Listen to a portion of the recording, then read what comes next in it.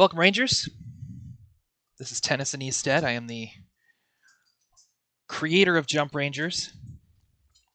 This is the mission files where I log in and I do some work on the Jump Rangers tabletop role-playing game. We talk about things like lore and game mechanics and what Jump Rangers is all about.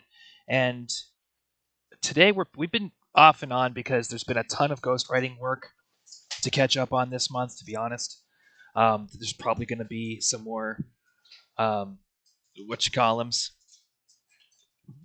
missed streams between now and the end of the month, almost certainly. But I'm here today, and when we last left, we were working on a Jump Rangers mission, a one-shot evening of gameplay called Dark Matter. And this is something that I think needs to be included in the core book. I've sort of reassessed what that final chapter of the core book is going to look like because there's some big pieces of lore that I think need to be included in that information dump, in that initial packet of what you have to work with when it comes to Jump Rangers. I'm going to a premiere tonight, so I'm wearing a shirt. I realized I had struck content on, so that's off, and I just figured why get... I mean, I don't like getting dressed more than once a day if I can help it. This is twice. You're not getting 3 times. So, here's a shirt for you.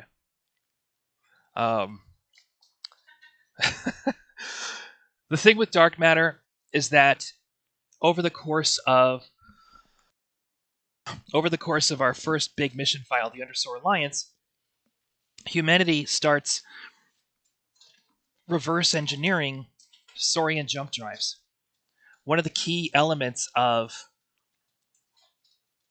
Jump Rangers is that we have to steal interstellar transport. I think that we are stealing interstellar transport, and it's important simultaneously that we keep that part of the Jump Rangers universe relatively intact. We want Jump Rangers to be hitchhikers first and foremost, I think, because it keeps the distinct feel of the universe. It's part of what makes Jump Rangers, I think, unique from something like Battlestar Galactica. The fact that humans don't really have that much control over their own destiny. And at the same time, it's dishonest to think that we're not going to try and steal those pieces of technology. We're going to try and innovate and find ways around this problem. And there's these huge interstellar civilizations all around us that have already solved these problems. So, of course, people are going to do their best. And it's, I don't want it to be just a simple matter of, well, Saurian Rexors are pretty tough and they have this many dice and there's no way a human... No, we're going to try until we get our hands on a mothership.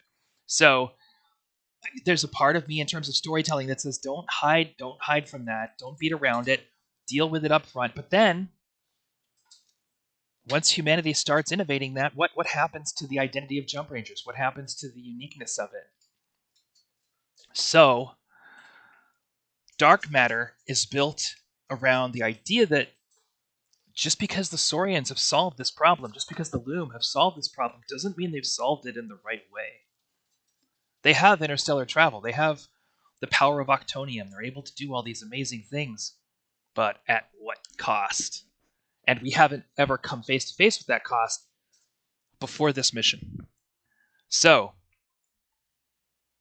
we're taking a look at environmental concerns. And the beautiful thing I think about this is the Jump Rangers are going to see right away that there's a problem once they identify the environmental price of using octonium at all. But who's going to care in the colonies?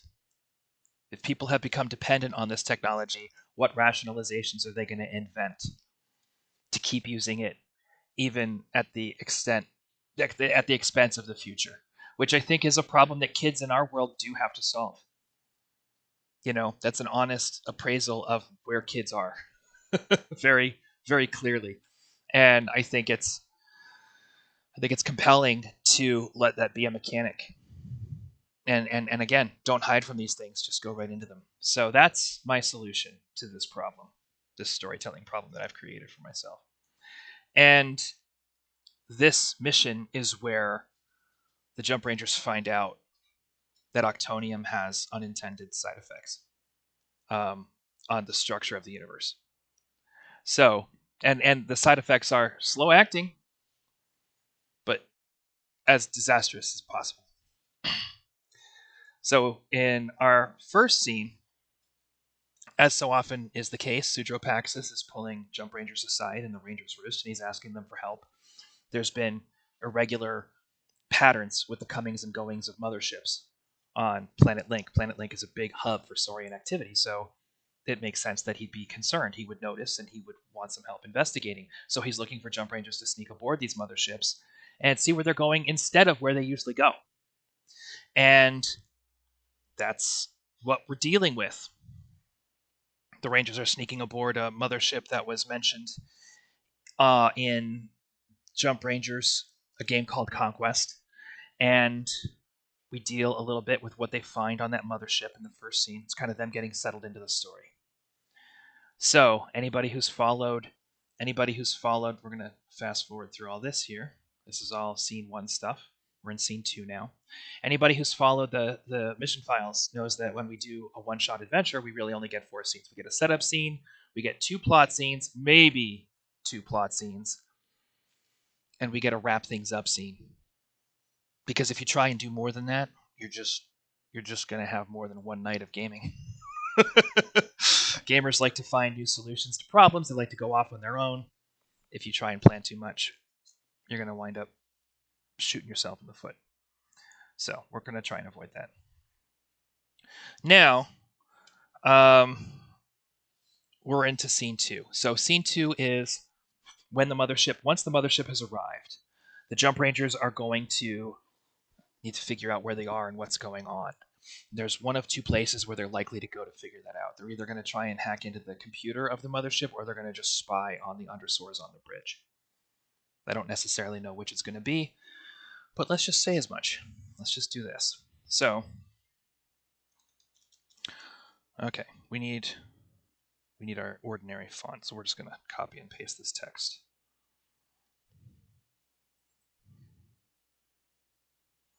There we go.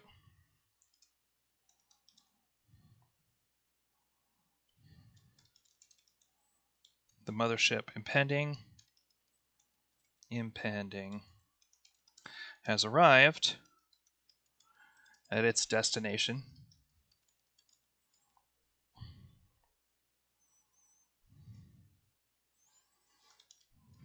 The first thing our heroes will need to do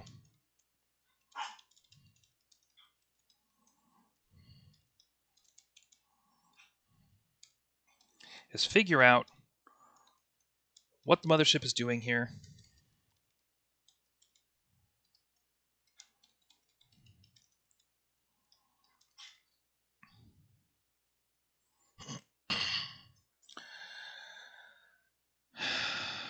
where they are, and what the mothership is doing here.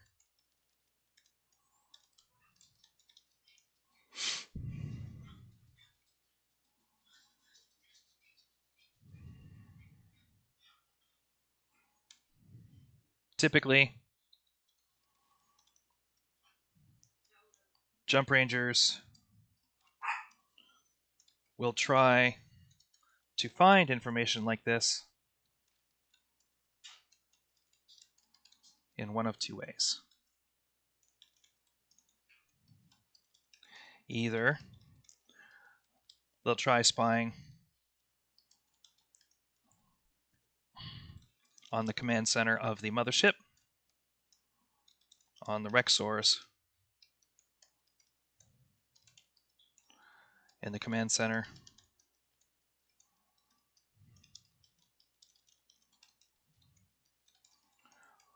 or they'll try hacking the computer.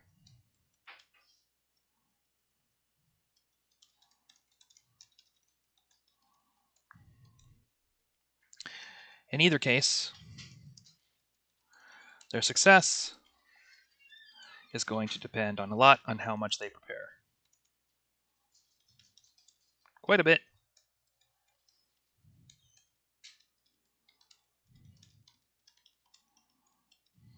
how much they prepare.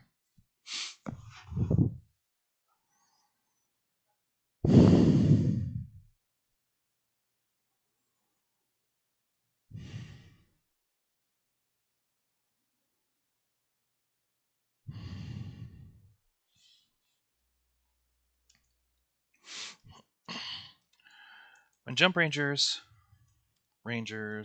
sneak around in the Rexor quarters of a mothership, they tend to do it by crawling around in the air vents.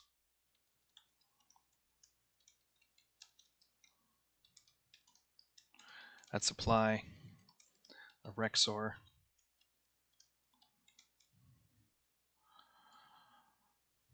in the air vents. Because Rexors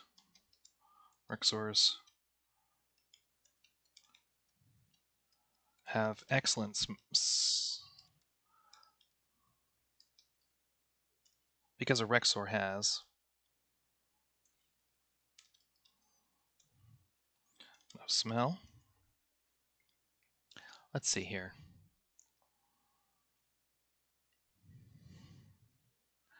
It's always a good idea to try and mask one scent.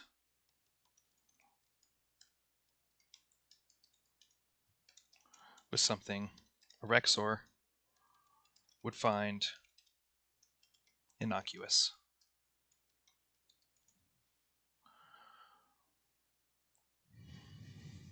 Taking precautions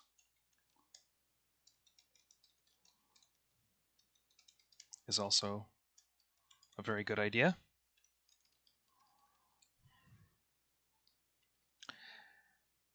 And characters should make rolls to manage these preparations as per the rules of critical success, extra victories,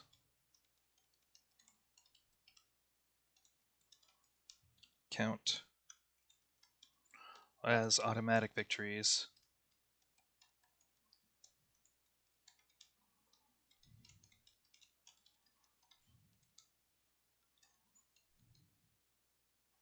on their rolls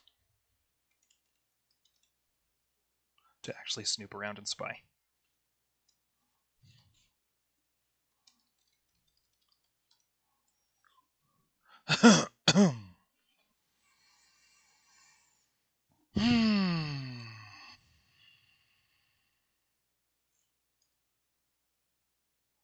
Testing 1, 2. We already checked that. We're fine.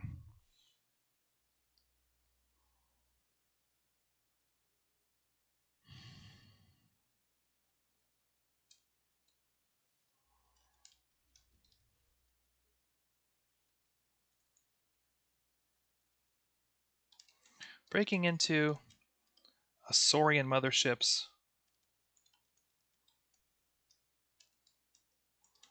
data, what's it called? Central computer, we'll just say that. With a data pad is a roll. Let's just pull up the chapter on rules so I have the difficulties in front of me.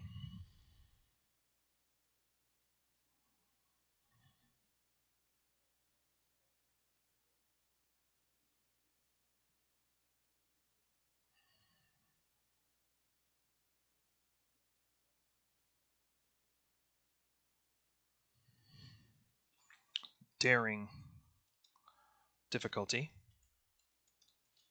requiring 7 victories.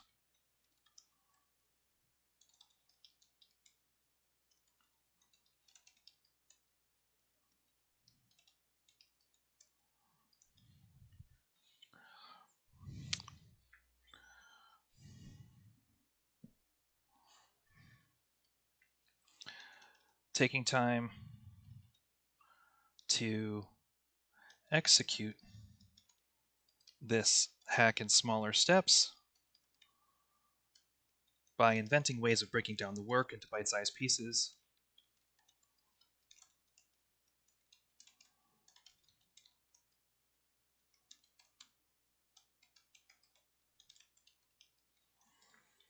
Can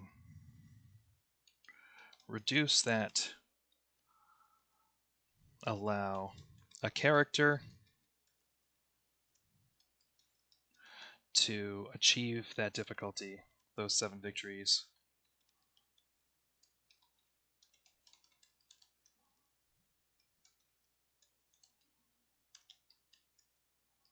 through the critical success system.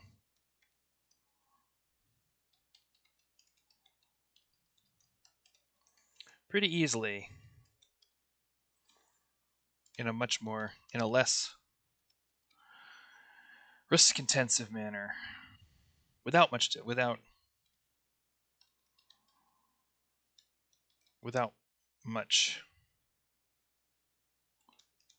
without too much of a challenge.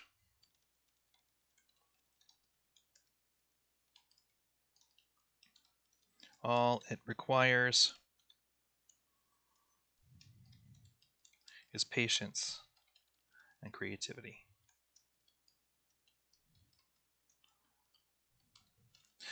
Federico and I were recently having a conversation about the nature of the how Star Wars, for example, has character points and force points, and the nature of the gameplay and the need for some kind of ability to amp up the to bonus yourself in some way. And the critical success system is, it's very, I mean, to be honest with you, it's built to be gamed. Part of the fun of Jump Rangers is that it is designed to be played as a system. So, even just in the beginning, the whole point of the virtues and and training is so that players can negotiate with their storyteller and create characters that meet the you know the the anticipated gameplay of a player. And if somebody creates a character that's not quite what they need them to be, that's okay, because the only thing it really takes to add new things to your character sheet is patience and time. So if there's a virtue or a training that you want to add to your character in order to enhance your gameplay and lean into the way that you play the game just a little bit more, just do it. Just go ahead and make it happen. And that's a good thing, because it empowers kids to find and develop the tools that they need to accomplish their goals. But even without that character advancement system, I think if something's very challenging, for example, hacking a Saurian mainframe, you just take your time. You create ways of saying, okay, well, here's the first thing I'm going to do. Here's the second thing I'm going to do. Here's the third. And all you really need to do to make that happen is invent some sci-fi words and say, well, I'm going to connect I've got a little, compensator here, so I'm going to plug my compensator into the Saurian outlet. I'm going to plug my data deck in, make sure everything's connected. That's step one. Let's roll to do that. Well, we got some extra victories on that roll. So now what's the next thing I'm going to do? And I'm going to keep compounding those victories until I'm like, okay, now I'm going to hack it. And I think that once kids get the hang of it, they're just going to run roughshod over the storyteller in a lot of ways. But first of all, there's always that element of chance. Jump Rangers is a disruptive game. It's going to blow up in someone's face, or people are going to get impatient. They're going to wind up being a little bit less careful, and the rules are just going to kill them for it. So I don't think that we need force points. I don't think we need to bail characters out of situations, because characters have the opportunity to create situations so easily. We just need to be mindful of how we get into situations in the first place. And I think that's a useful life skill. I think that's good play for people. So through spying, through careful observations,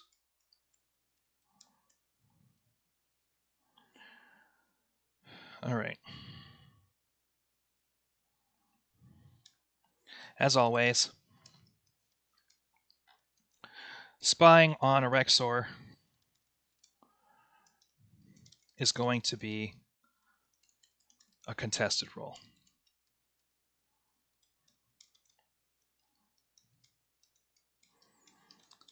Against whoever happens to be on the bridge.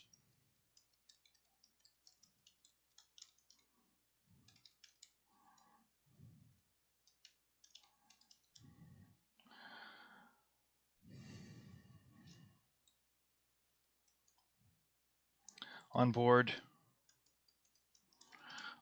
the impending,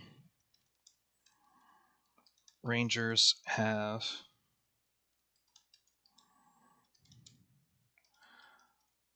one Tyrant, Rexor Tyrant, and 2 Warlords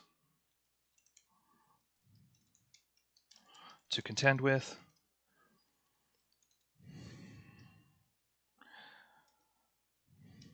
At any one time, at least one Rexor will be on the breach.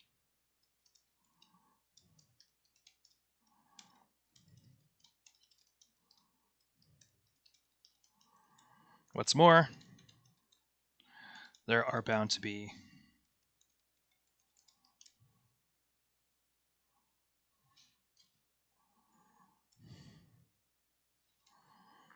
at least 10.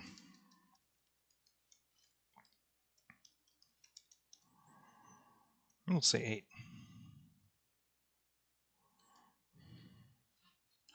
Undersword technicians.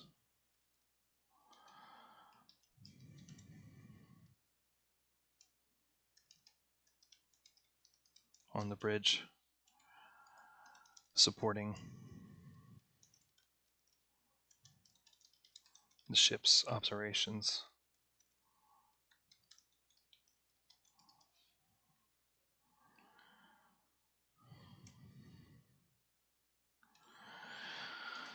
What does a Saurian bridge look like?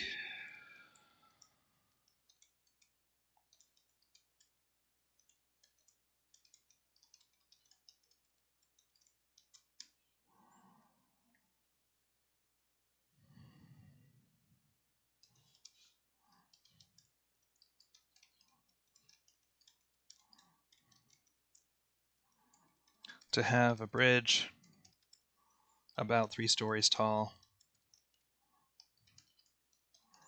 with control panels up on the walls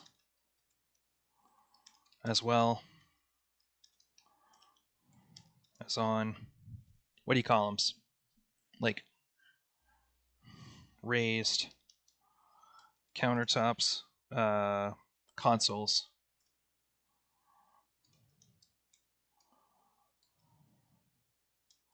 Where the tiny arms of a Rexor can reach them with ease.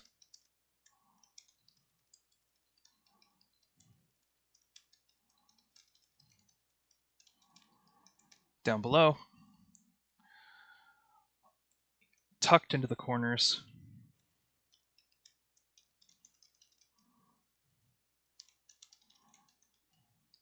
undersores will have consoles and command stations.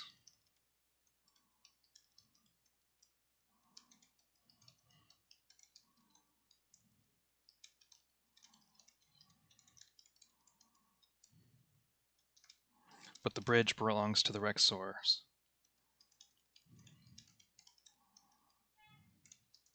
And the undersores need to stay out from underfoot.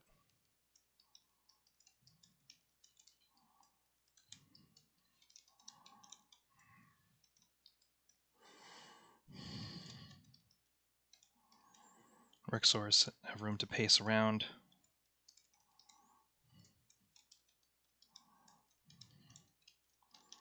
On the graded floor,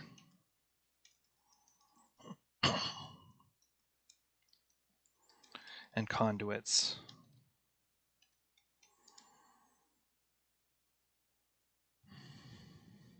run together in the in the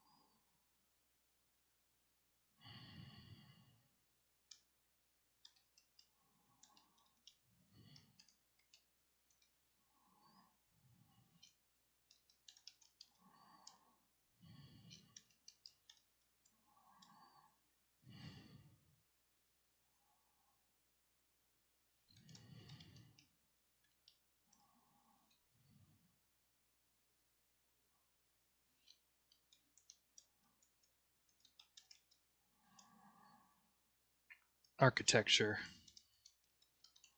and design of the Saurian Horde. Okay.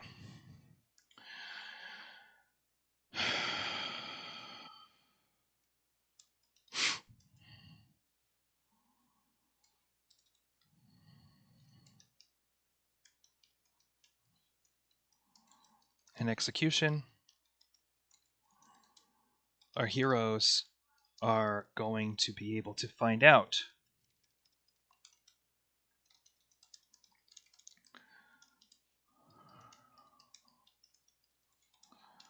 what we're really doing here. Here's what they can learn in their initial survey.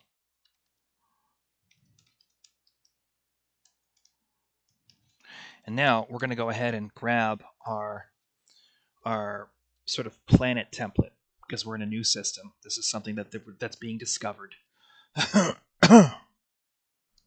And we want to make sure that it's documented properly. So let me dive into my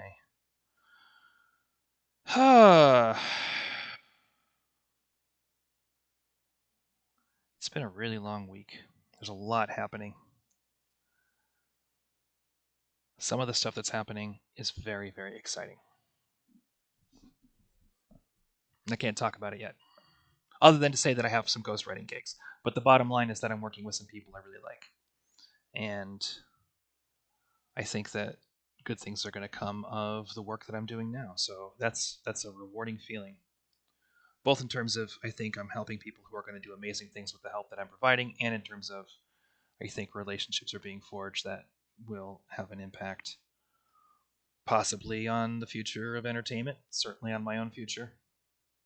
I like that. I like it when work is going somewhere. And that's just not always the case. You can't always count on that.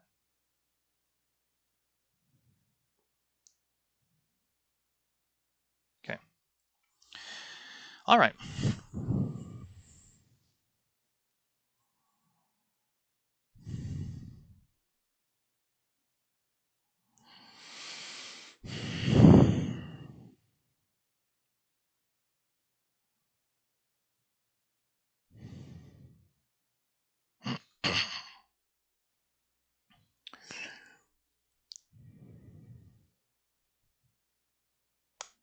All right.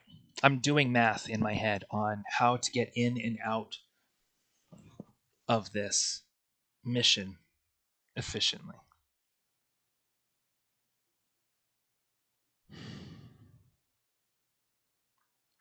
And, we're talking a little bit about short circuiting and cutting through some of the ins and outs of penetrating and infiltrating alien starships here. I think that it's important to note that infiltrating alien starships is a big part of Jump Ranger's gameplay. It's okay to skip over it when you're dealing with a one-shot adventure, but it's even if you get your players used to the idea that they know what they're doing and they can get in and out of a spaceship with ease, if they're at a point where they've proven that, I think it's still a good idea every so often just to say, okay, but let's see how you're going to do it. Walk me through this, and you do some rolls, and you wait for the roll that changes the story. You wait for the roll that screws things up. So what I'm saying is, GMs and players, don't be too stuck on the idea that just because something was a free action in one game means it's always going to be a free action. Right? The storyteller's purpose is to facilitate great storytelling, and there's going to be some nights where that means not getting hung up on the details. And there's going to be other nights where that means absolutely getting hung up on the details. And we need to be flexible if we want to have fun. Collaborative art in general is always about give and take. And it's about letting people do their best work. And a good storyteller is going to empower the players in that way. It's equally true that players need to empower their storyteller to do their best work. And this is one of those missions where I think, in an effort to move through the story as efficiently as possible, we could shortcut some things that we just need to be patient with the fact that a storyteller may need to ask us for these roles on some other day. That's all I'm saying. But right now, not the time for it. So, we're going to go ahead. We got ourselves Planet Omega.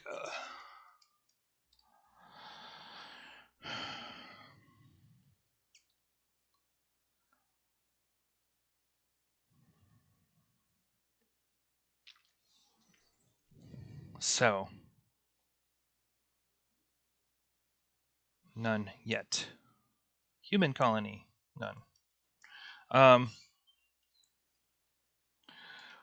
Circling just outside the event horizon of a humongous black hole, Planet Omega used to be the last planet, the furthest planet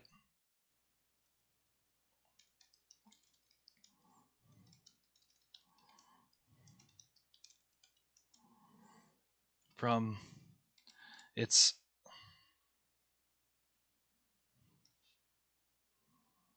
the furthest planet out in a star system used primarily for weapons testing.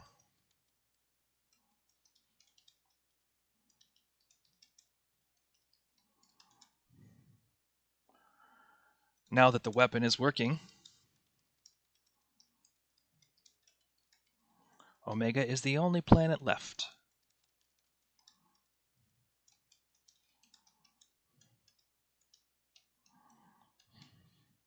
Now that the weapons test is over,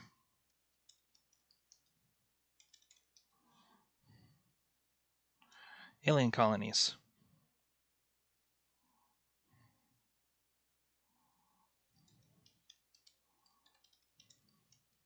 Omega Science Station.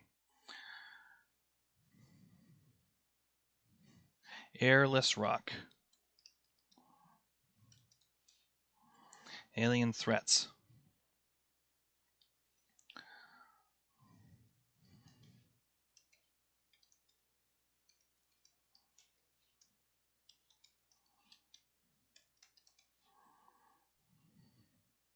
Saurian military traffic. Constant Saurian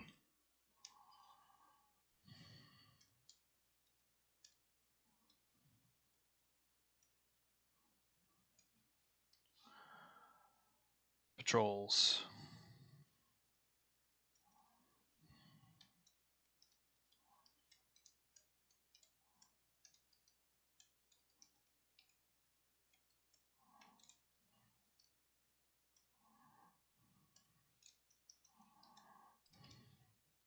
From wyverns and dragons.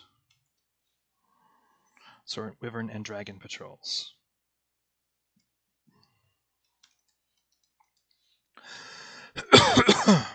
Natural threats.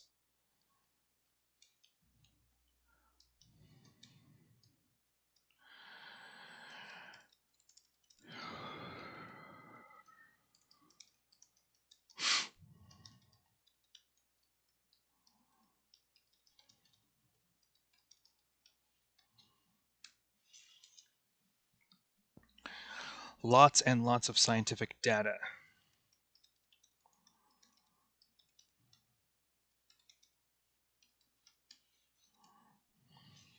Here we go.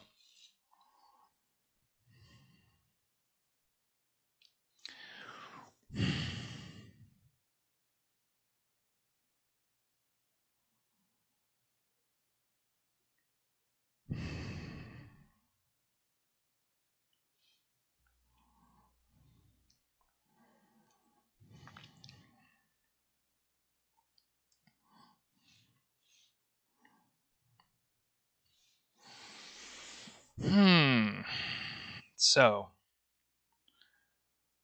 what house was the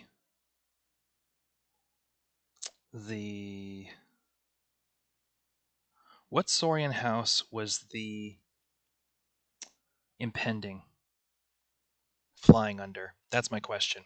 Let's look it up. Because what they're doing in this system is going to depend on who they are. And rather than make up what's most convenient for the story, I've already sort of started things off, so let's just see what we come up with. Let's see if the impending find should be impending.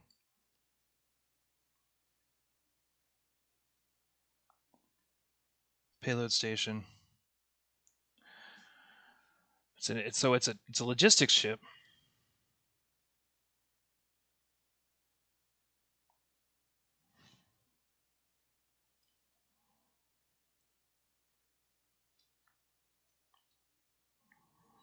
Something I'm noticing here is that I screwed up on my data deck. So we're just going to fix this real quick. Also, we've got this. Sorry about that, folks. I am not good at remembering to wheel my wheel. Saving the data deck under... So there was just a little formatting error in the data deck, which I'm going to take the time to fix right now because... Why wait? I'll just forget. One of the things that I will say, being autistic, and this is not something that's always great for my relationships, but it's something that helps me stay afloat in the work, is that if I see something that needs to be done, I just get it done before I, pick it up. Don't put it down anywhere but where it needs to go. Do you know what I mean?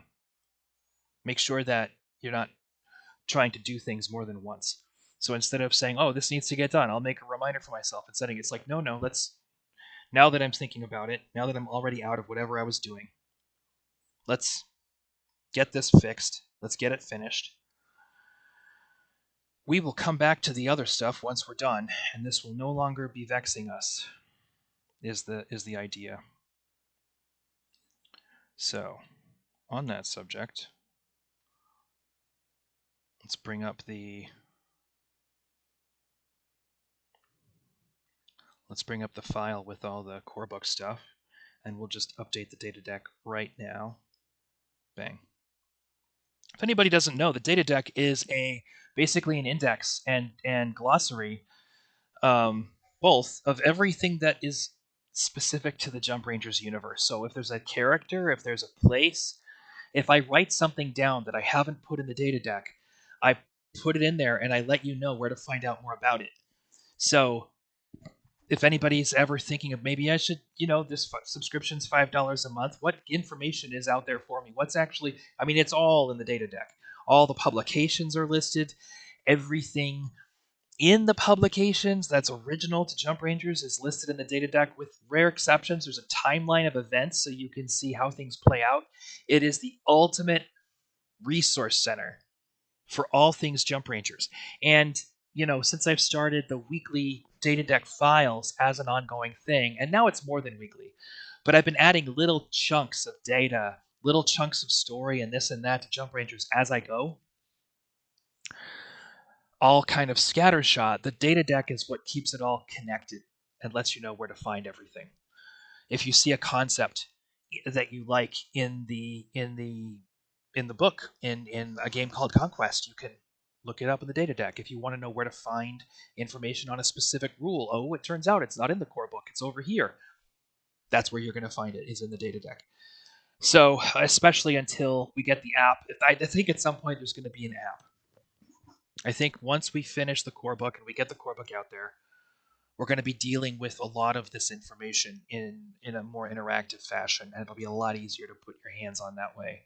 And you'll just buy a subscription to the app, and you'll have access to all the stuff for the tabletop role-playing game. I think that would be the best way to go, because it's a self-publishing tool. I don't think people want bookshelves, except for the people who do, in which case we can accommodate that as we go. And I like the idea of having a hard copy of the core book, but every book you publish past the core book is going to have a more limited readership than the core book. That's not the truth. It doesn't work like that in comics or in any other kind of publishing. But once you have that core, and this is the problem that TSR had back when they were making Dungeons and Dragons books, was, okay, so we're going to do Dungeons and Dragons, and here's the player's manual. And now we have Forgotten Realms. But everything we publish for Forgotten Realms is only for the people who bought the Forgotten Realms book. And the Forgotten Realms book is only for the people who bought the core book. Right? It's better to do a subscription model and to keep people just interested in what's new, I think.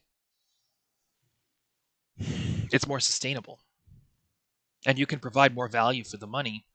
And if somebody doesn't like the direction that you're going off on in any particular month, hopefully they'll have the patience to hang with it, and just keep paying for the access to all the stuff that has already been published. And at this point, there's like a massive backlog of material available for Jump Rangers. It all needs to be edited and collated, and as we start developing content in a more refined way, I'm sure a lot of it's going to go out the window. But for playtesting purposes, like, there's a wealth of stuff. I have been busy. I'm coming up on my 100th data deck pretty soon.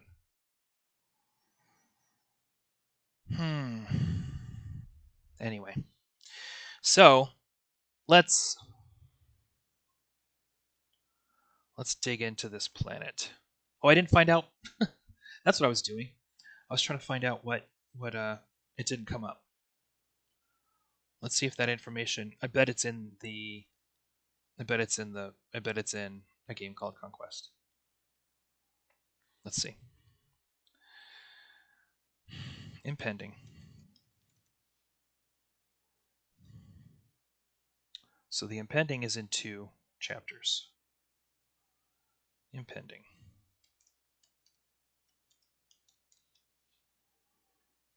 We got this. Mothership impending.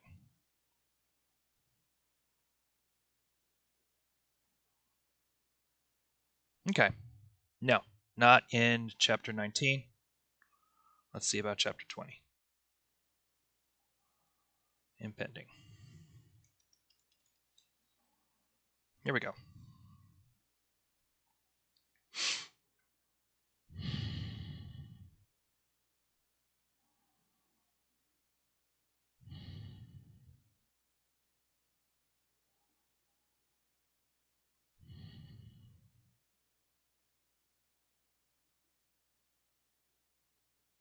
I think the impending should be just a Talon ship.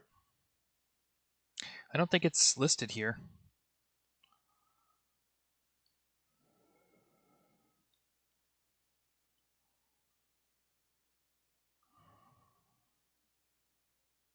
Yeah. I never said, so we need to know. So I'm going to say it's Talon. And that means I need to update so we're going to make a note, because I don't know what data deck this story is going to be in just yet. So we got to go over to my things to add to the data deck file.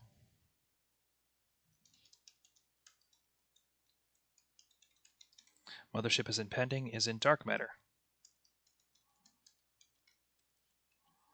There. That's all I need for now. Thank you for being patient with that. Under the rule of House Talon,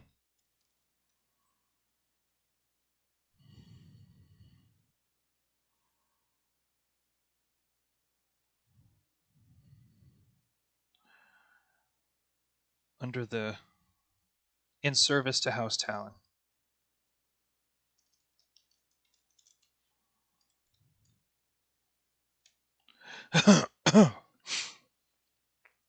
House Dragon has been conducting weapons tests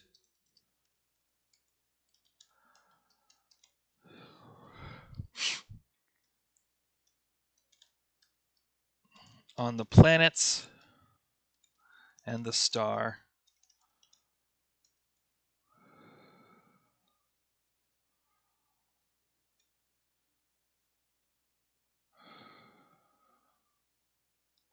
that used to make up this system.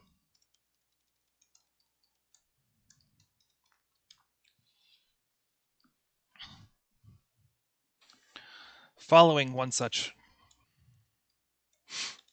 weapons test,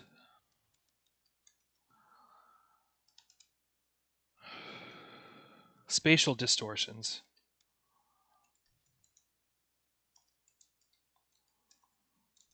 triggered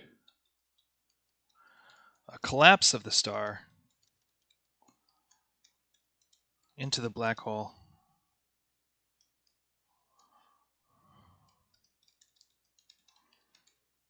Planet Omega is now orbiting.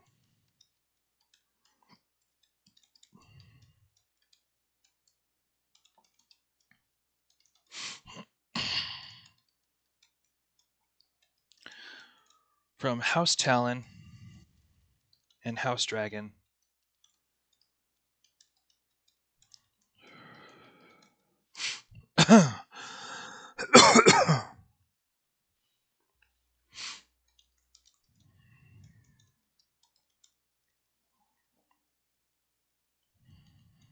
have been ordered to supply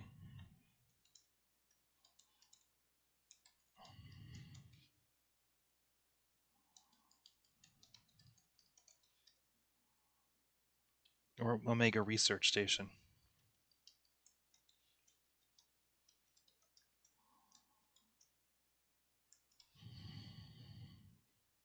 Supply a military research station on planet Omega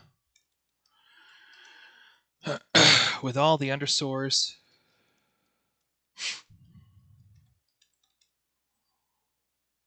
equipment, ships, and equipment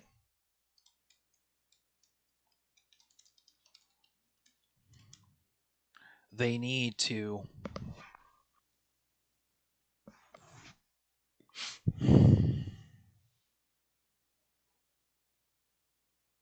investigate exact cause of the star's collapse.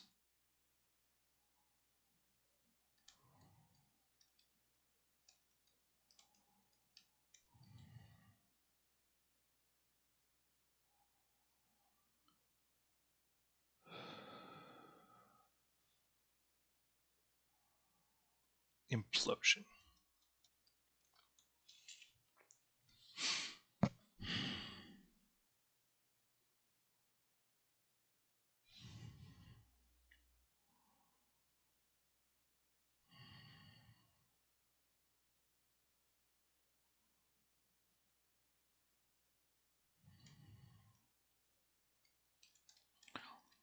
With this purpose in mind,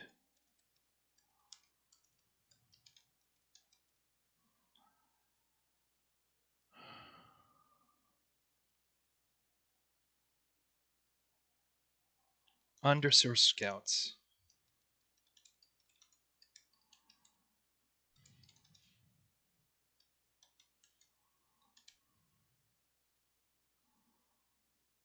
to all corners of the star system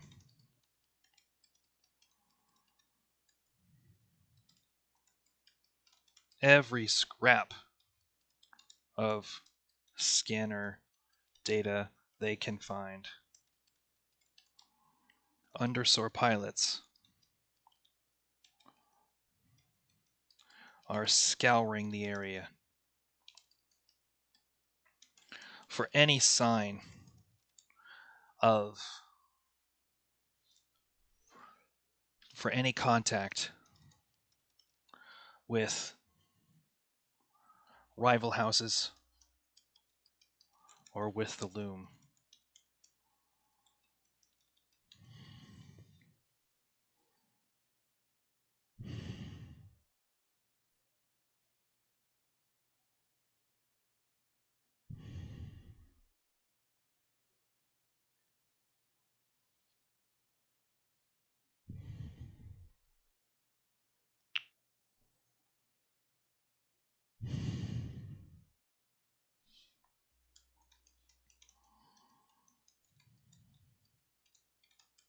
Whatever is happening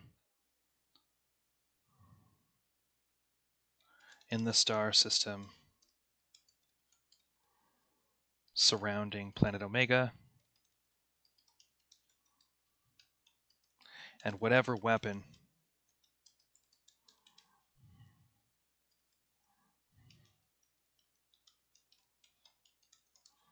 House Talon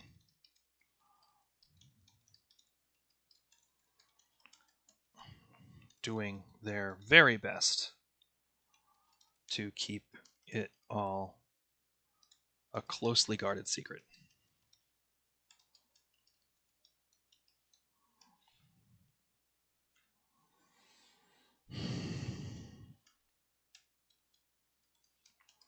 Whatever information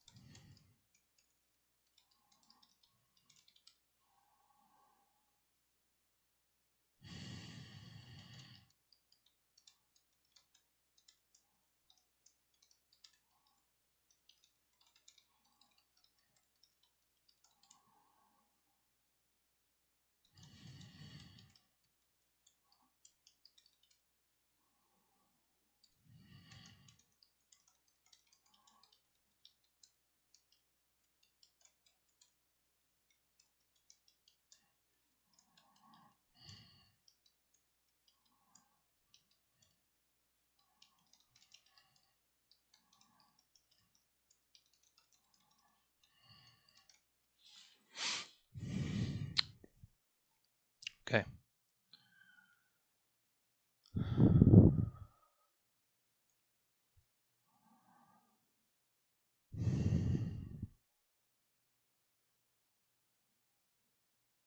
Okay.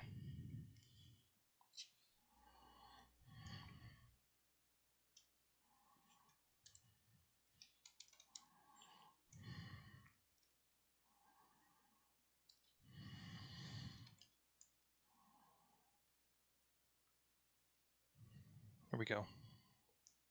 All right. So, still just me. But this is going to be available on YouTube if anybody's curious.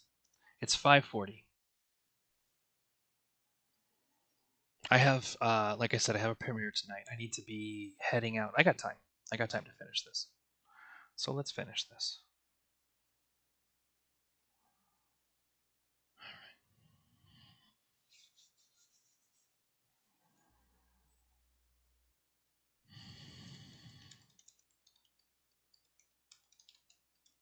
impending is under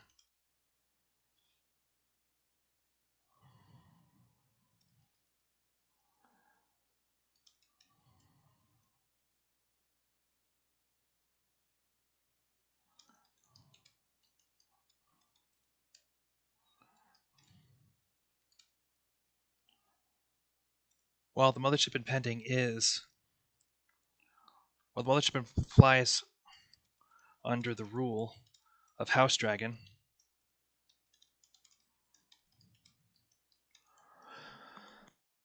the Rexor Tyrant who captains this ship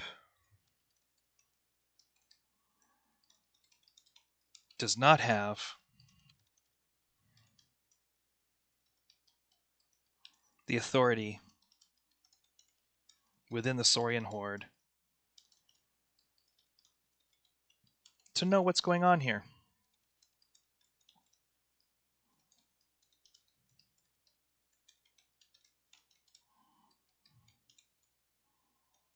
Mothership Impending's jobs is to shuttle cargo to the research station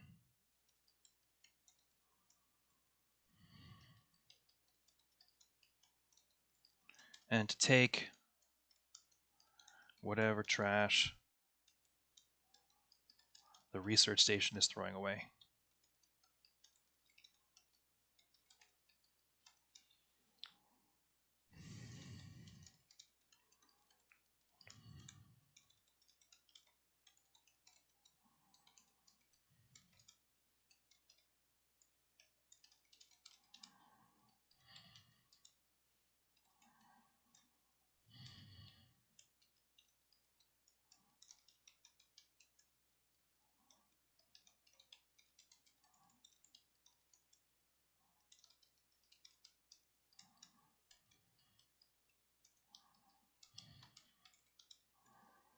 There's a steady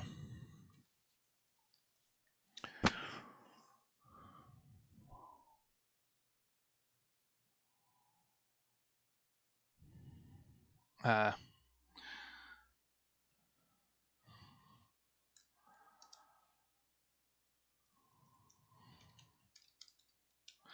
want to say steady flow because it's not flow, it's cargo containers, right? Steady traffic, a steady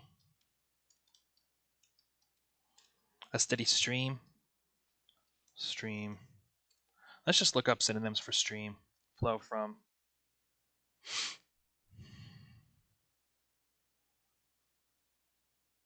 Merge, roll, sluice, spout, spritz, spurt, move past. I don't like it. I don't like the words. Arm, arroyo, barrage. Barrage, almost. Deluge. Deluge of cargo containers.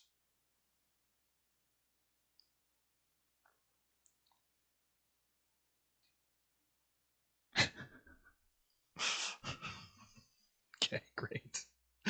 I just got some good news in my email.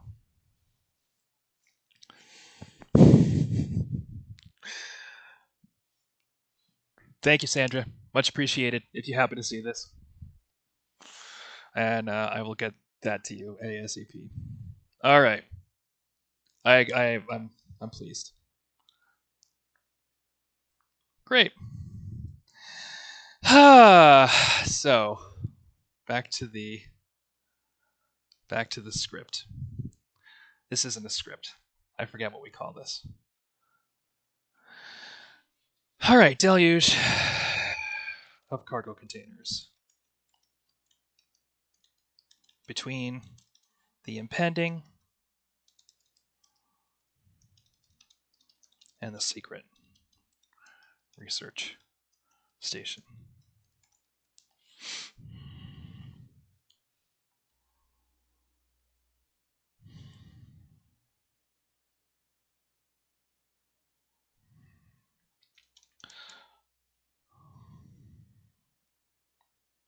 Okay, we're going to grab the formatting from that paragraph again, do the same little trick. Once a ranger has snuck through the air vents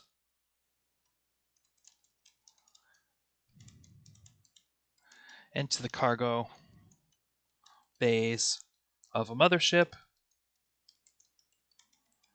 sneaking into a cargo container is usually just a simple matter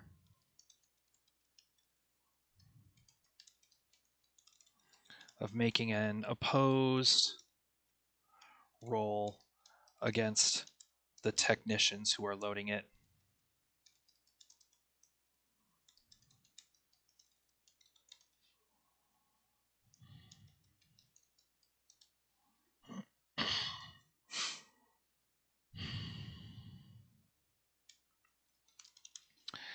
If the Rangers are clever enough to read Saurian, they'll see that the cargo containers labeled.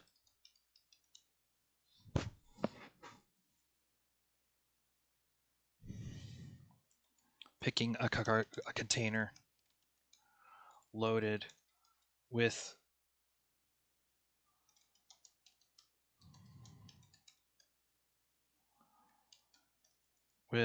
information with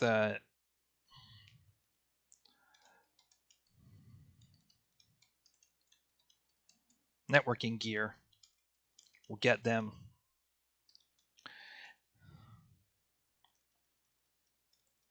and hiding out in that container will get them shipped directly to the computer core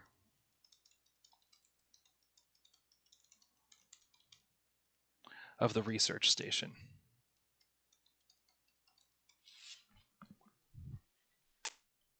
All right.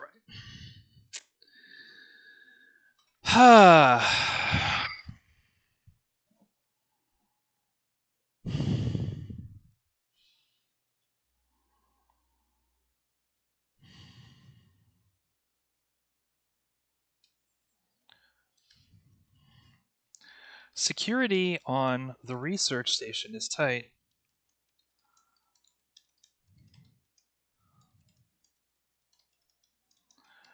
Simply because security on board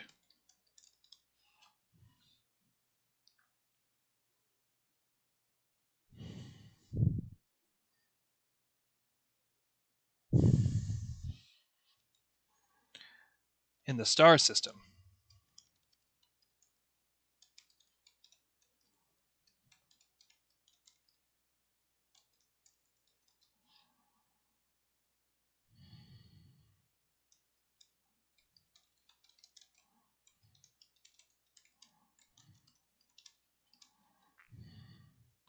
is going to take a, let's see here. Let's go back to our system for the difficulty chart.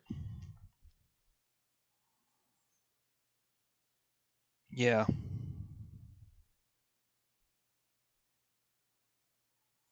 It's going to take an epic.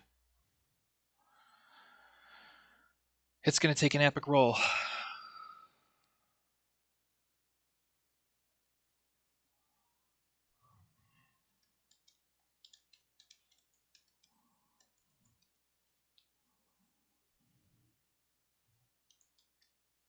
Requiring 10 victories.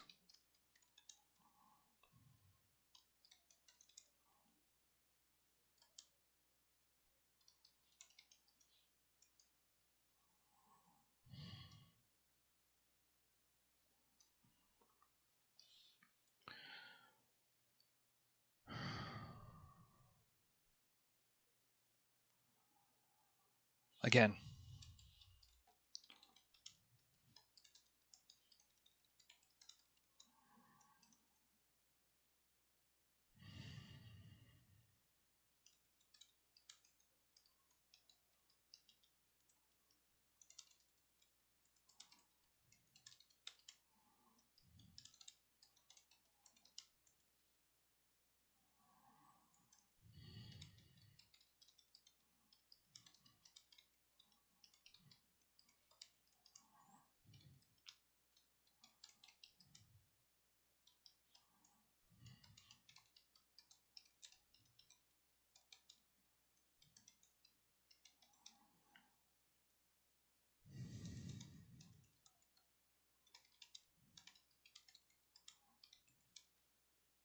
botching any of these rolls. Immediately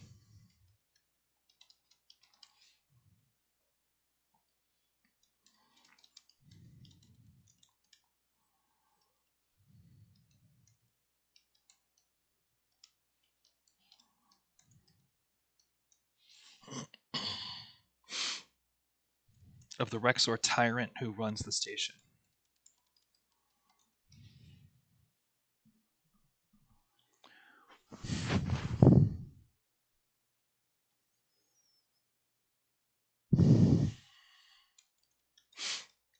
Once humans have been detected,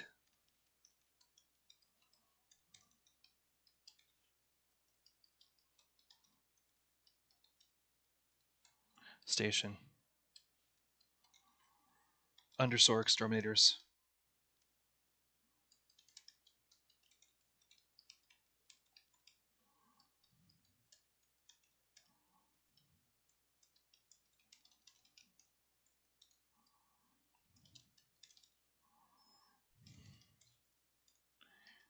Till they are found.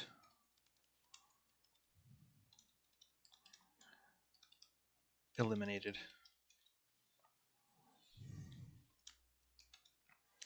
If the heroes are detected,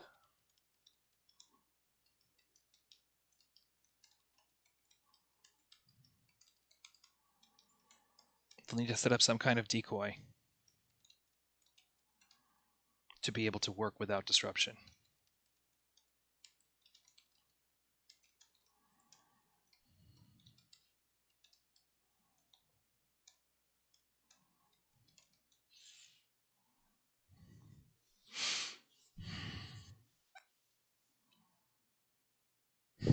Let's scroll down here.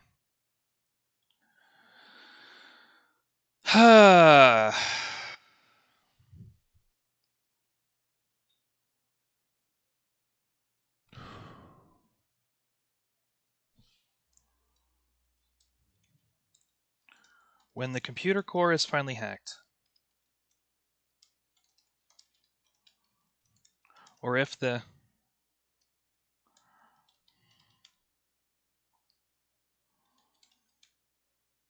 finally starts buying tyrant who runs Omega Research Station, this is what they learn.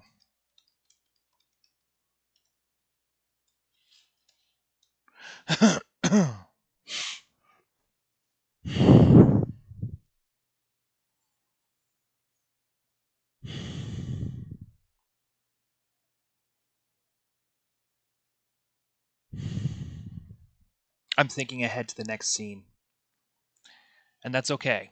That a lot of the time I jump forward and jump back and jump forward and jump back, but I still write in a linear fashion. It helps to know where I'm going and what I'm facing when I get there, because then it allows me to know what tools to put in the player's hands. Okay, so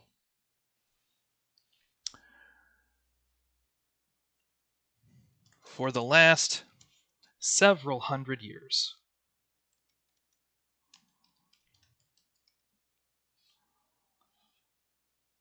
the Saurian Horde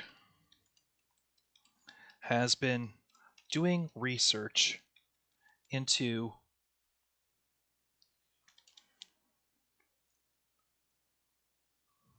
harmful effects of octonators on the galaxy, on the universe itself. While octonium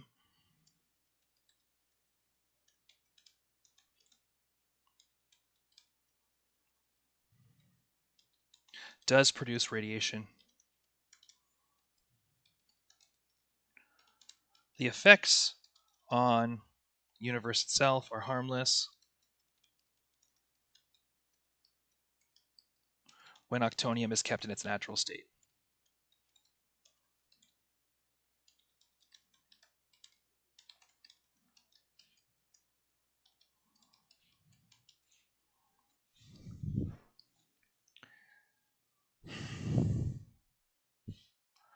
when octonium is refined and harnessed through octonator technology,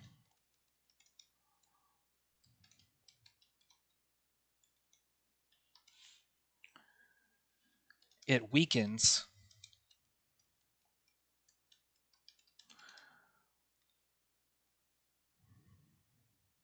natural resistance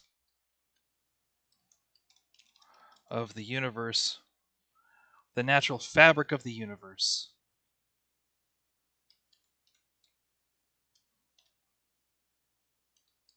Forces like gravity have a much more harmful effect.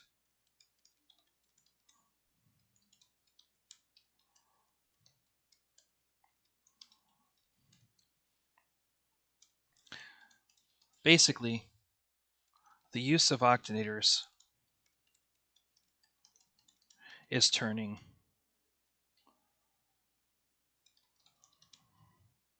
whole universe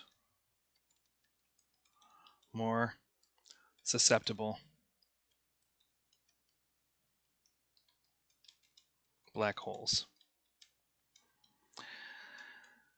Instead of finding a better way to generate power,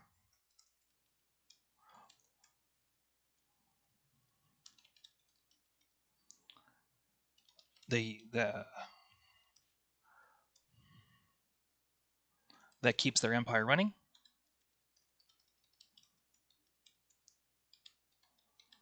the Saurian Horde has been looking for ways to weaponize the destructive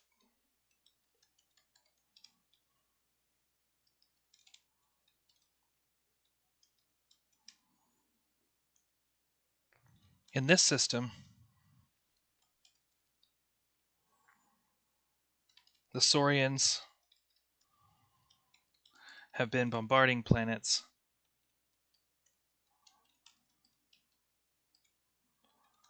with octonium.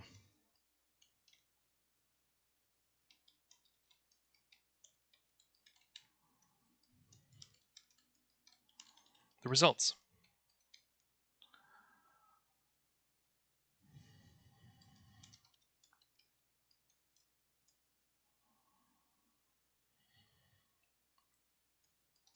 And measuring the results from Omega Research Station.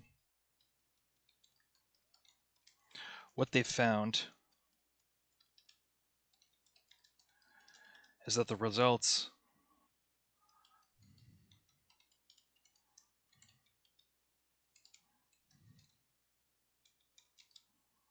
is less predictable than they'd imagined.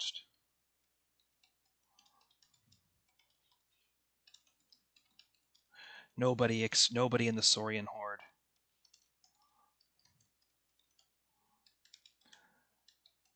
expected this system to so soon. Still, now that it has, they'd like to know how to do it on purpose. Achieve these results on purpose.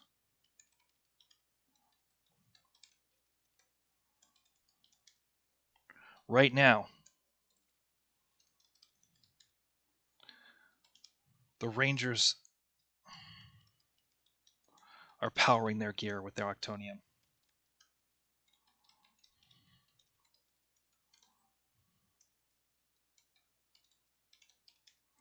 All of human civilization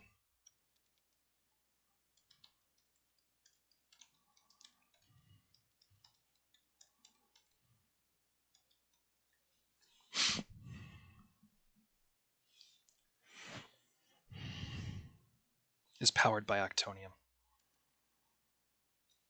which is a technology we've stolen from the Saurians.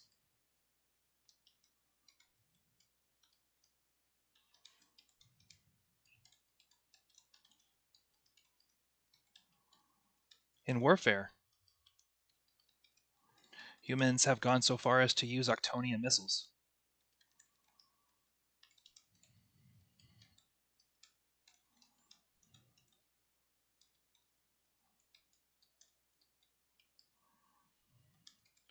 In our mad dash to find ways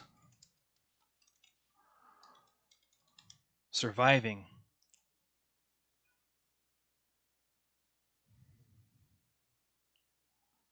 so far from Earth, humanity, the colonies,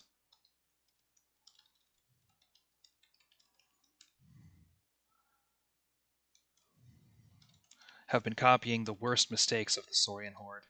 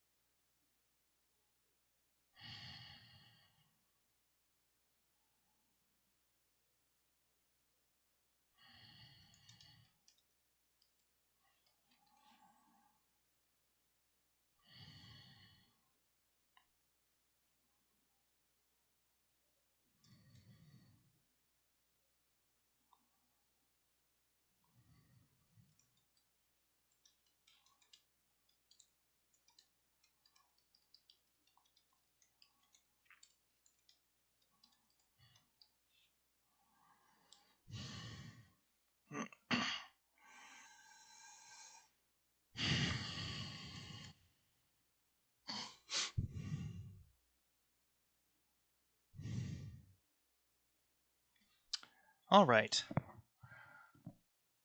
So, I'm sorry. I'm a little foggy, but I've just added. So there's a couple things going on here. We have. I'm just adding some rules on how to make black holes work, and this is, off the top of my head rules. But I think anytime. So the event horizon of the black hole is just inside the orbit of planet Omega. So anytime you're getting closer to the star than planet Omega, anytime you want to pilot your ship or any combat round, you just roll 1d8 and add that to the difficulty of your roll. Um,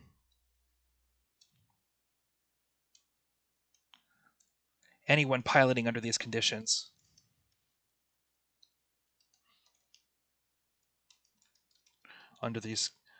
conditions should face grave consequences for botching.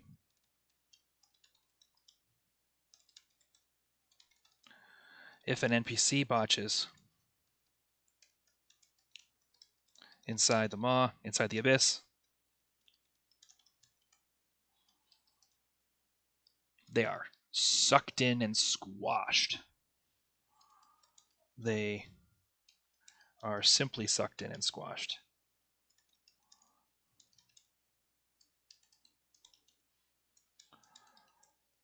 The gravitational forces.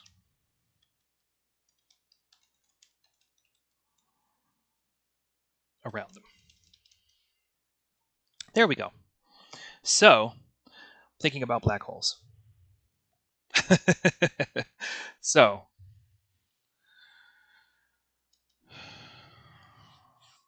finding a cargo box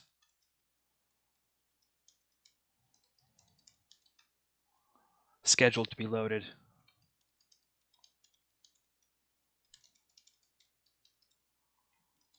onto the impending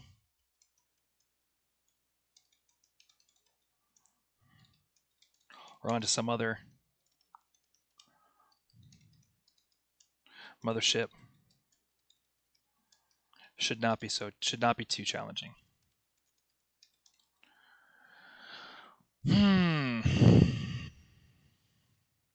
While the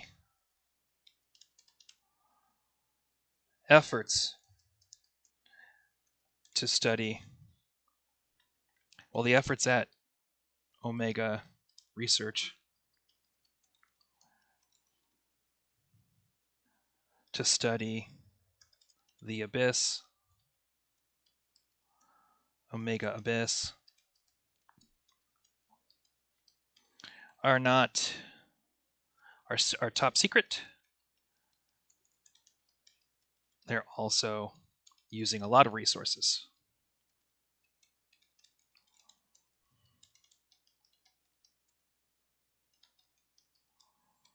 House Talon and House Dragon are scrambling to keep up.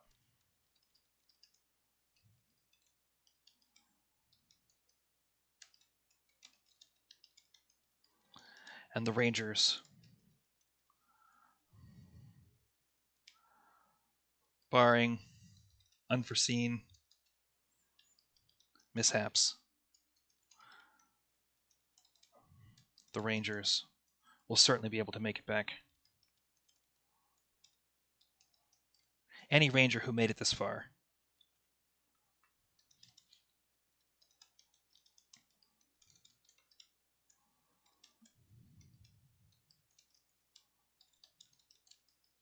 back to Paxa space.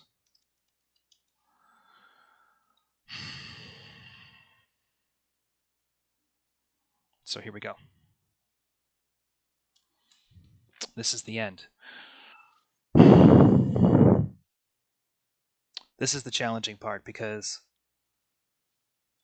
Commander Paxis is always doing what he thinks is best for humanity, but it's not always what's actually best.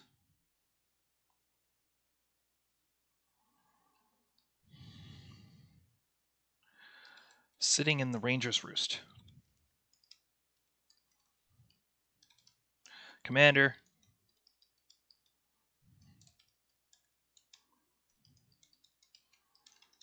lets the Rangers make their report. Carefully digesting that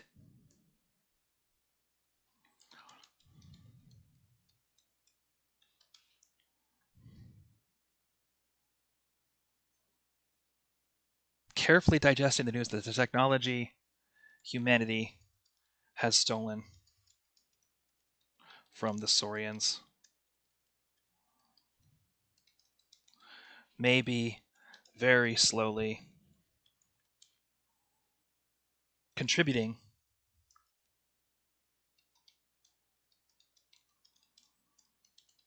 to mass destruction on an unprecedented scale.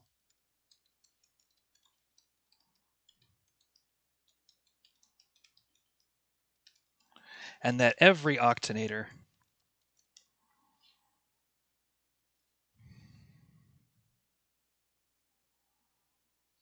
is increasing the chances that our colonies and the worlds they reside on will be sucked into black holes.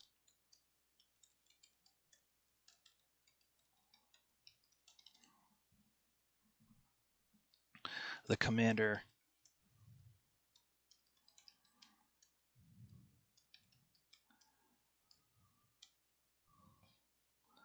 allows himself a moment of quiet contemplation.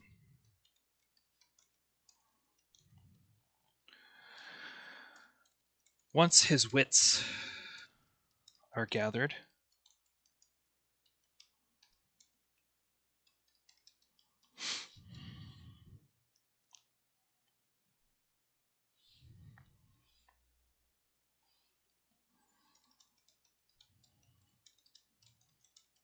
is asked the Rangers if they've collected the data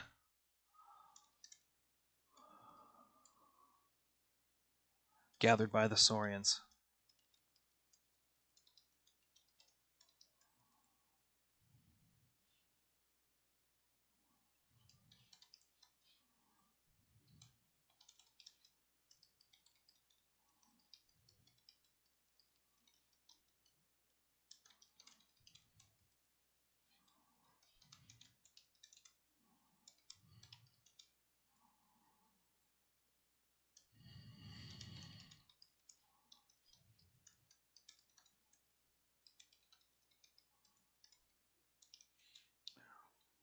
Assuming the answer is yes, assuming they have, here, let's scroll down. Okay, assuming they have.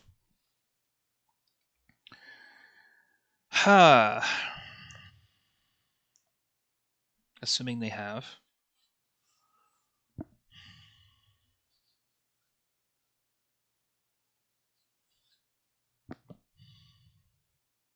Assuming they have.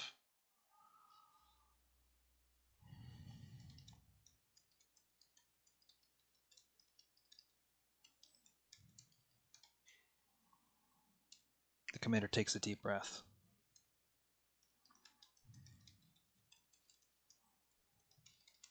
I'm going to ask you to give me every copy of that data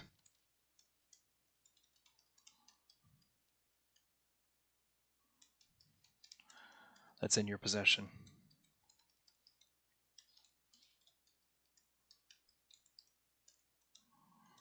What's more, I'm going to ask you to please never speak of this again.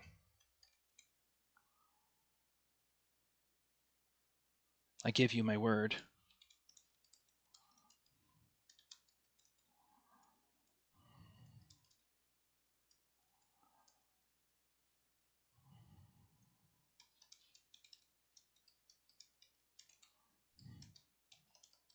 My scientists need to study this. before we know exactly what to do.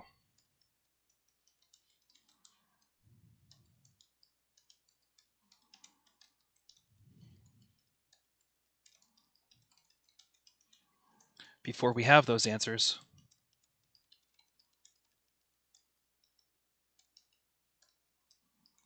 the most important thing is not to cause a panic. Humanity depends on octonators.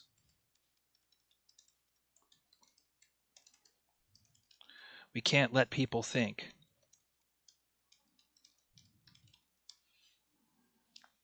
that they might be harmful. Not until we know how harmful they really are.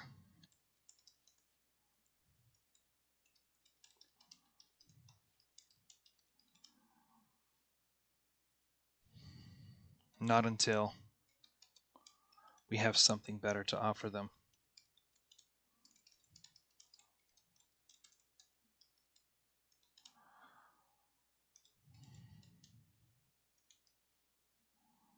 Not until we have some other solution to offer the colonies besides octonium power.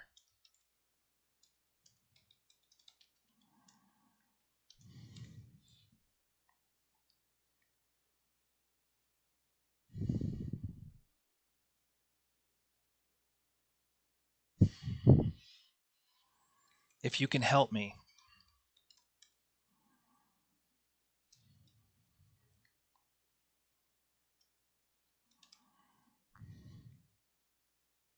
by giving me what I need, I'll see to it that my quartermaster supplies you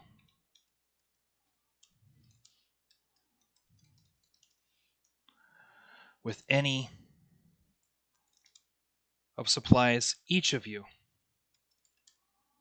one piece of technology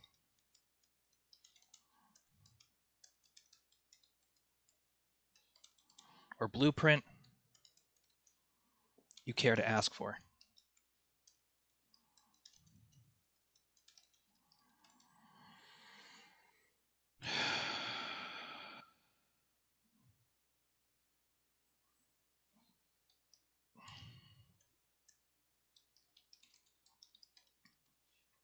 You care to request.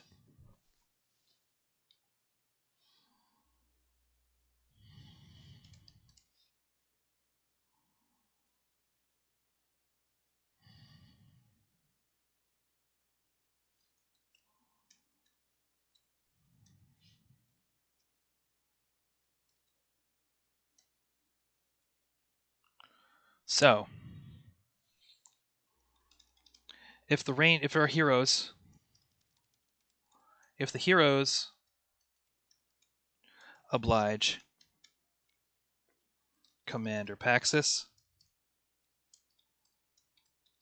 and give him the data, and if they can convince him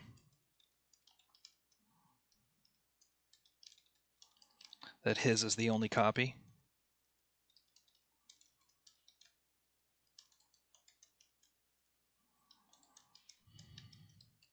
they've made, Commander Paxis will keep his word.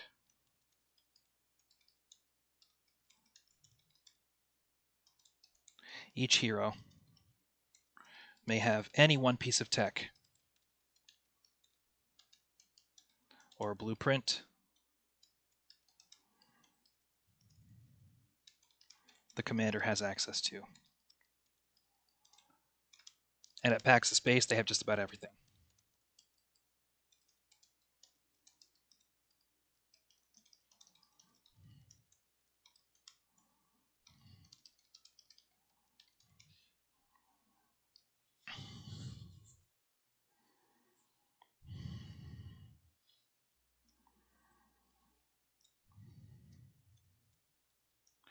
If the Rangers express doubt,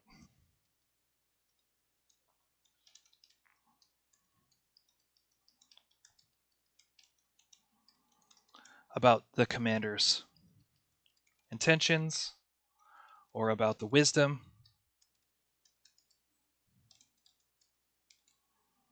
Keeping this information a secret. The commander will attempt to convince them.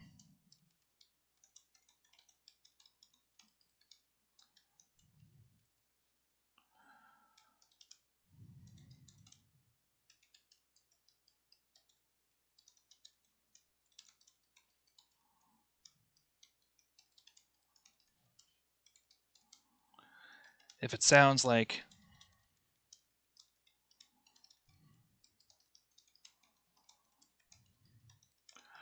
the heroes with fear,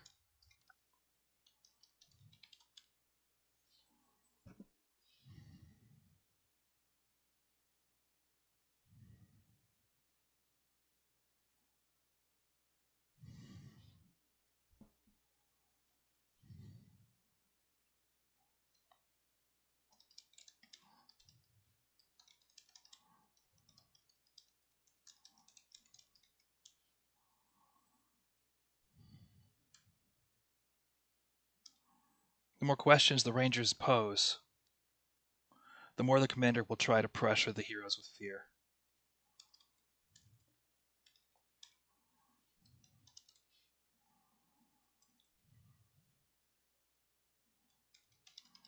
If the commander becomes convinced,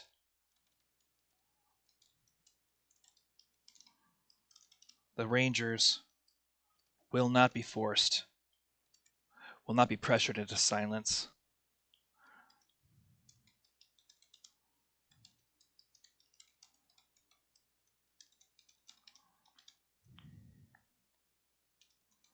Then he will simply throw them in the brig.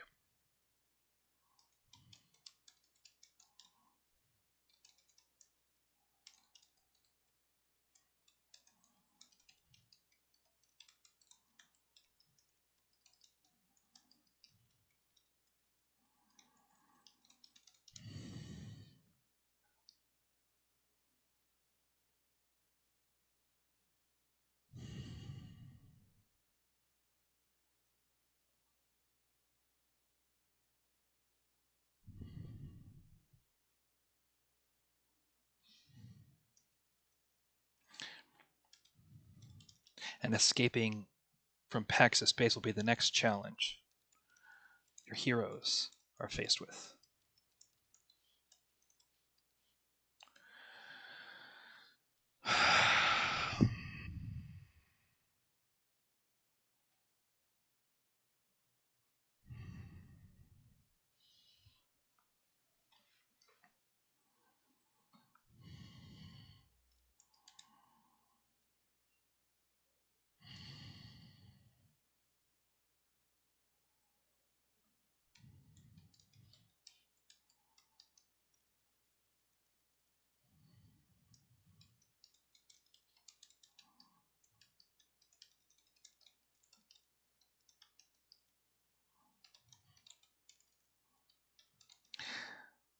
How will the Rangers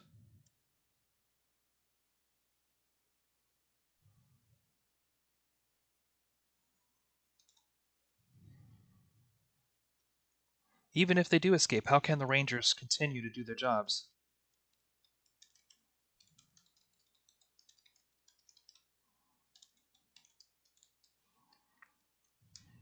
How can the Rangers continue to do their jobs without their octonators?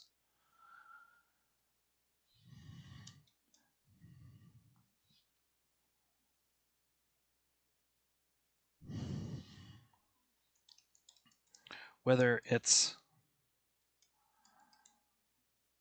one of the Rangers or someone from the Tech Corps, someone is going to have to invent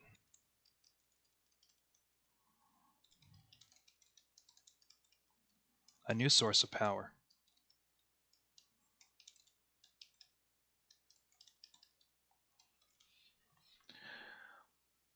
Whatever it is, it will not likely be it will probably not be as abundant.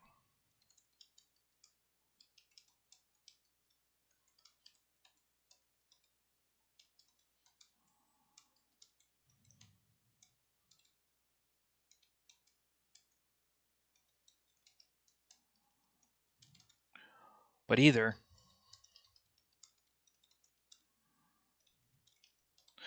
humanity will learn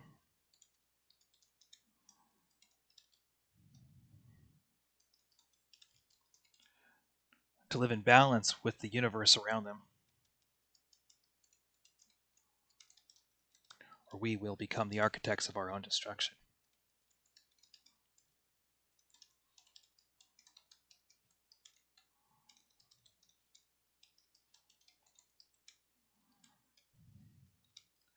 As in all things,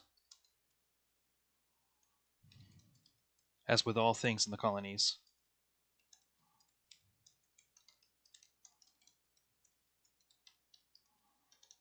there are people who will look to the Jump Rangers to lead the way.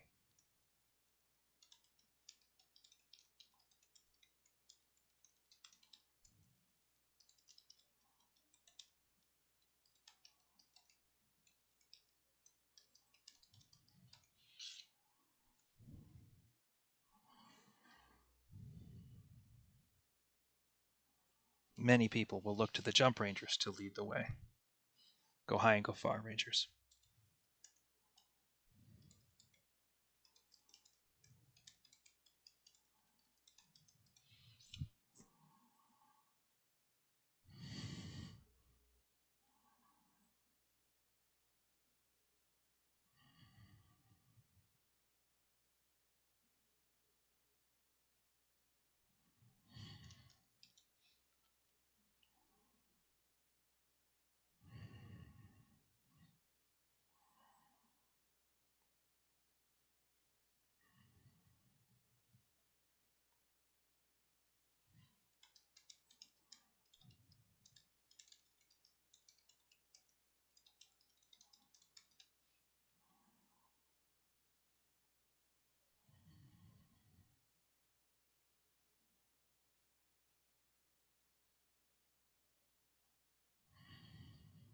Okay.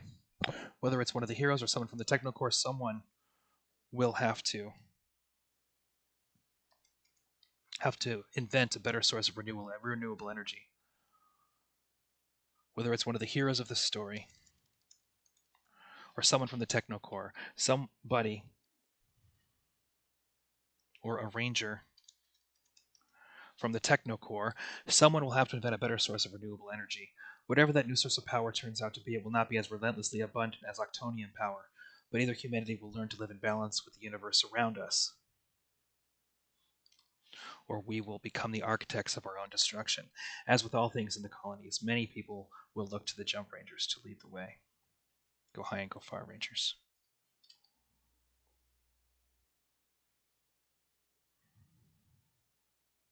Of course. Accepting this gift.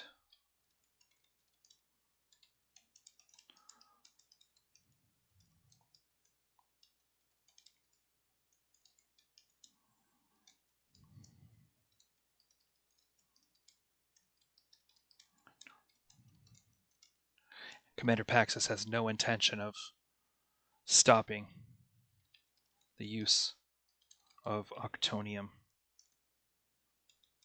for power in the colonies. After all,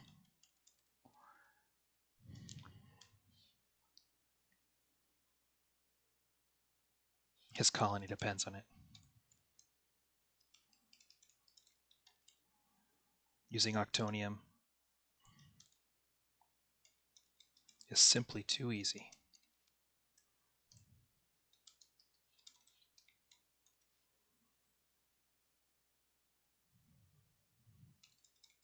For him to quit.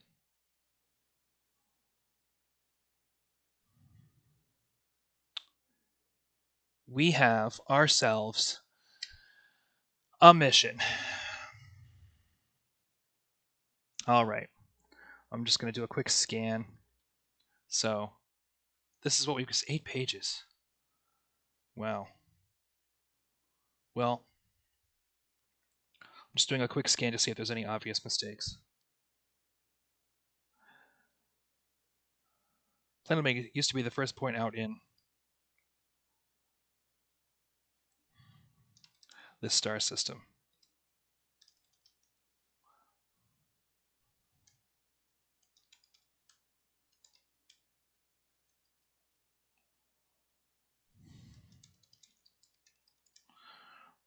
Now the weapons test is over, and Omega is the only planet left. Okay. All right. This has been a week. There's a lot to do. I'm going to go ahead and do a couple quick little edits and just clean this up a little bit, and then I'm going to publish it. I will get this video on the YouTube as soon as I possibly can. In the meantime, thank you for watching. I am glad that this is done. We'll be touching all of this stuff up as time goes on. I'll get it posted in the data decks so that people do have access to it, and then I'm going to do a rewrite of all the data decks.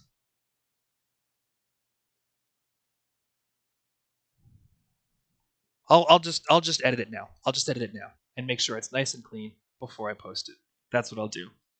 But I'm going to get off stream because I keep kind of getting hyper focused and losing track of the entertainment value of what I'm doing. So I will just post this. Thank you for watching. To anybody who's watching, I'll get this up on YouTube. It's going to be a busy month, so I may not be around next week or the week after. We'll find out. But stay tuned on the Instagram or on the Discord if you want to catch me. And we will be streaming at this point metagame on Saturday at 1:30 p.m. Pacific. So if you want to see myself, Epiluni, and Federico play some Jump Rangers, we'll be continuing the adventures of Sneakers and Clyde on Saturday. Tune in for that. Thank you for watching. Don't be a stranger, Ranger.